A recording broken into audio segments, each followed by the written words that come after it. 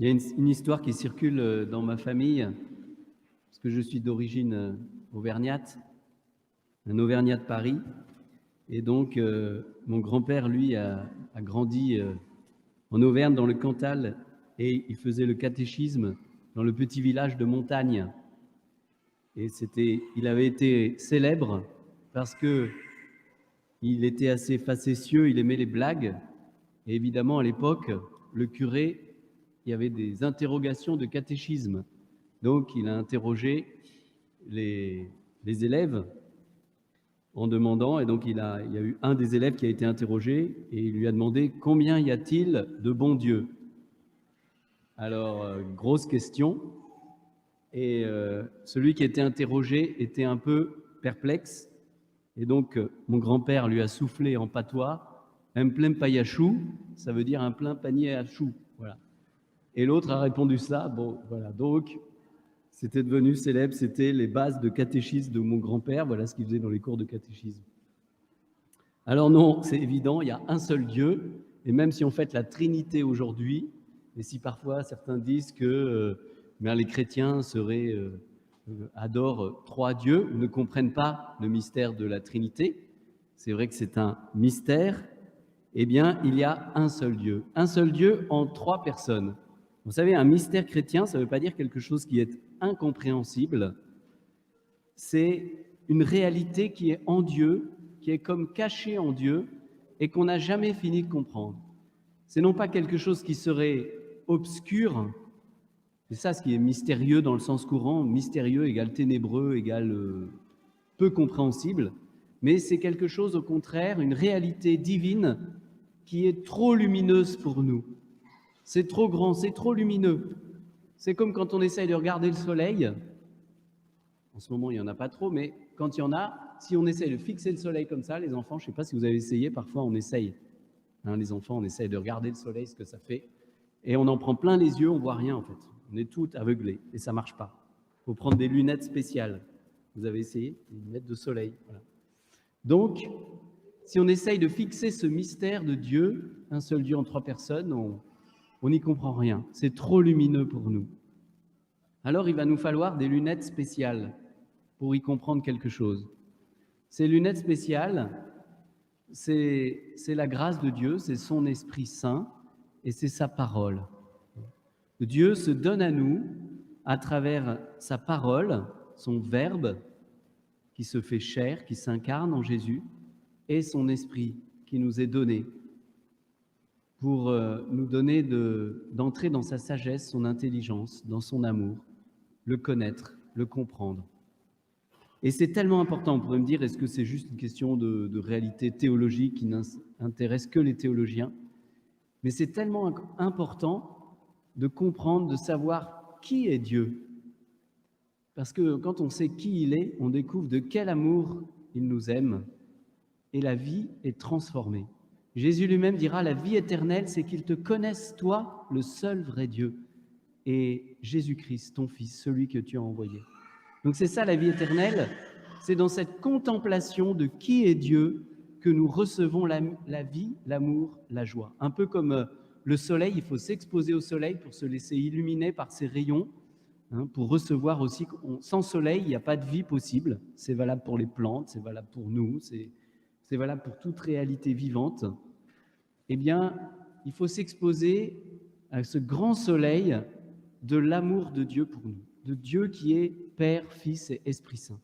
Un peu justement, si on continue la comparaison, un peu comme un soleil, Dieu est un soleil d'amour. Il brûle d'un feu d'amour en lui-même. Il n'est pas juste tout seul comme ça, perdu sur son grand nuage. Il est soleil d'amour. Et vous savez, les spécialistes, les astrophysiciens nous disent que le soleil, en fait, il n'est pas statique, hein. Ce n'est pas un disque jaune comme ça qui émet. C'est une sorte de volcan d'amour en permanence. Il y a des explosions. Voilà, Hiroshima à côté, c'est juste une petite goutte d'eau de rien du tout. Hein, des explosions, je ne sais pas quoi, moi je ne suis pas un spécialiste, mais thermonucléaires ou enfin complètement incroyables qui génèrent toute cette énergie. Et on pourrait dire que vraiment Dieu Trinité, c'est ce soleil d'amour. En lui-même, il est communion d'amour, il est feu d'amour. d'un amour incroyable entre le Père et le Fils, et qui se donne dans l'Esprit Saint. Et cette circulation d'amour, c'est l'Esprit Saint.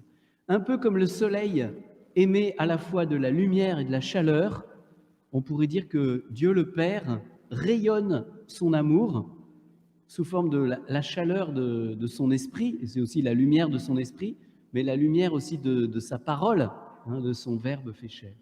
Et donc Dieu vient à nous à travers son Fils et son Esprit Saint, comme un soleil d'amour qui veut rayonner, qui veut nous embraser. Voilà. D'où l'importance de contempler ce mystère de la Trinité, qui nous fait un bien fou, de découvrir qui est Dieu, de découvrir qu'il est cette communion d'amour. Dieu n'est pas solitaire, comme on le représente.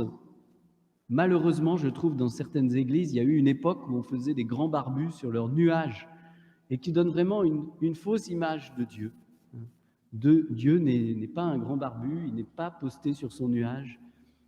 Jésus nous révèle qu'il est Père, qu'il est amour à l'état pur, qu'il est éternellement jeune, qu'il est don, qu'il est communion qui cherche à entrer en relation avec nous, qu'il est tout proche, qu'il n'est pas perché très très loin. Et que justement, le mystère de la Trinité, c'est de découvrir à quel point Dieu est amour en lui-même, et Dieu n'a qu'un désir, c'est de partager cet amour avec nous, qui sommes créés à son image. Si on nous dit qu'on est créé à l'image de Dieu, si je continue l'image, si Dieu est ce soleil d'amour brûlant, explosif, j'allais dire, eh bien, si je veux de plus en plus ressembler à Dieu, je suis appelé à devenir moi-même comme un petit soleil, d'amour. On pourrait dire une étoile, un reflet de cet amour. Mais plus que ça, je suis appelé à participer en fait de cet amour. C'est le mystère de la Pentecôte qu'on vient de célébrer. Pour ça, on a gardé l'image, l'icône de la Pentecôte, pour signifier que, Dieu Trinité se donne, ce mystère de Dieu Trinité, on le contemple d'abord sur la croix, on contemple le mystère d'amour de Dieu qui se donne jusqu'au bout pour nous, qui donne son Fils, comme on a entendu dans l'Évangile. Dieu a tellement aimé le monde qu'il a donné son Fils unique, qui lui-même sur la croix s'est livré pour que nous recevions l'Esprit Saint, et c'est la Pentecôte qui découle directement du mystère de la croix. Voyez cette logique. Et Dieu le Père là-dedans n'est pas du tout sur un petit nuage encore au-dessus.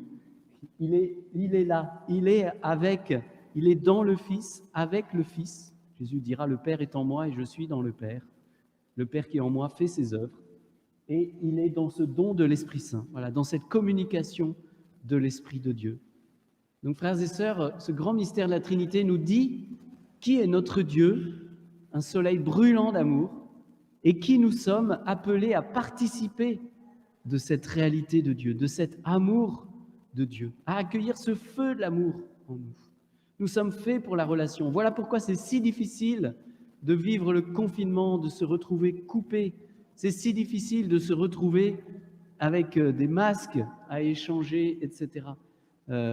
C'est si difficile de ne pas pouvoir se rassembler, parce qu'on a besoin de cette circulation d'amour entre nous, parce qu'on a été créé à l'image d'un Dieu qui est circulation d'amour, et que Dieu nous veut ainsi participants de sa vie divine. Voilà pourquoi on prie pour que le plus vite possible on puisse retrouver cette vie, j'allais dire, de communion, de relation. Alors bien sûr, on fait tout pour déjà la vivre, même s'il y a des contraintes. Ce n'est pas ça qui va nous empêcher, Dieu merci, d'aimer, parce que sinon on meurt.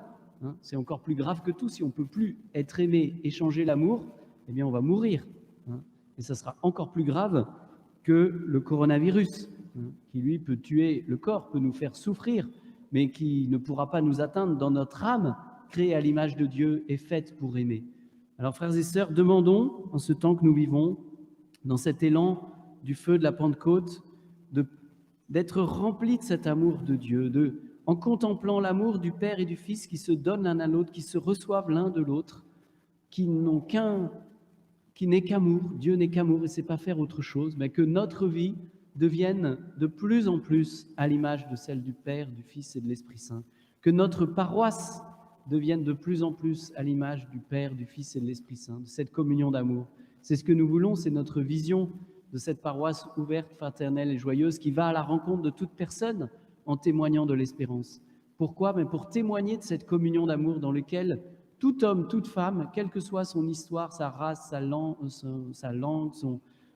ses blessures ou sa religion, dans lequel tout homme et toute femme est appelé à entrer, dans ce grand mystère de communion d'amour.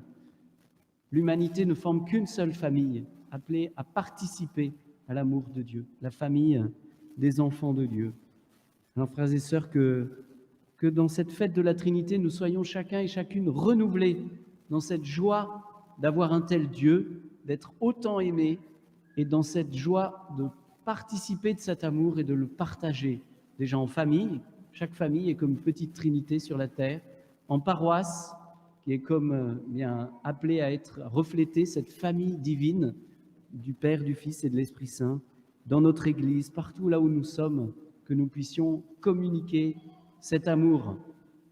Et je termine par une petite salutation particulière pour toutes les mamans que nous fêtons, que j'ai vraiment à cœur d'honorer parce que je sais qu'elles ont porté beaucoup pendant ce confinement. J'ai pu parler avec beaucoup d'entre elles. Je sais combien elles ont porté, combien elles ont aussi souffert pour continuer, souffrir aussi de cet amour qui était atteint, blessé entre nous, de cette communion, de cette relation qui était souvent devenue difficile. Alors, merci à toutes les mamans pour tout ce que vous faites pour que l'amour circule au milieu de nous. Et merci à notre Église, qui est notre mère, qui nous donne de pouvoir accueillir l'amour du Père et du Fils et de l'Esprit et de le partager. Frères et sœurs, soyons tous ensemble renouvelés dans cet amour du Père, du Fils et de l'Esprit Saint qui viennent nous brûler, nous embraser et nous donner d'être aussi contagieux de ce feu de l'amour. Amen.